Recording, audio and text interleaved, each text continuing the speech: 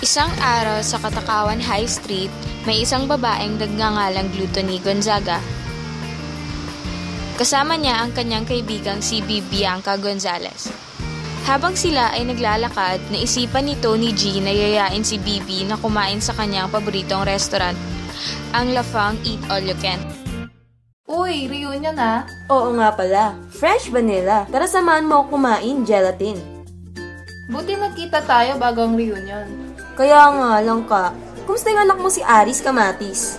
Okay naman siya, ayun, pagaling na kasi may sipon nitong nakaraang linggo. Nakita ko nga sa FB, Ubi.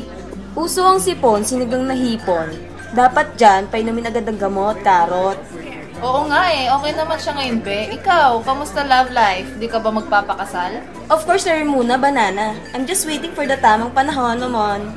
Di na ba kayo nag-uusap ng ex mo? Hindi na, empanada. Nilet go ko nang tuluyan si Alfred, sandwich Fred. Before tayo mapalayo sa mga boys na yan, ba't di na lang tayo kumain? Ay, tama ka naman dyan, palaman. Try natin lahat sa labat. Habang sila ay busy sa pagkain, may isang matandang babae na lumapit sa kanila upang manghingi ng makakain. Gluttony, maubos mo ba lahat yan? Duh, oo naman, Suman. Kung di mo kaya, maruya, malakas naman ako kumain, pumpkin. Iha, maaari ba akong makahingi niyan kahit kaunti lang? Ay, kalamay!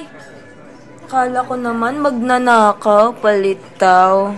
Maaari ba akong makahingi niyan kahit kaunti lang? Ano? Tomato? Alam mo bang kulang pa nga sa akin tong kinakain ko, Chico? Kahabagan mo ako, Iha. Anong kabahagan, pakuan? Wala din akong bahag dito, no, munggo?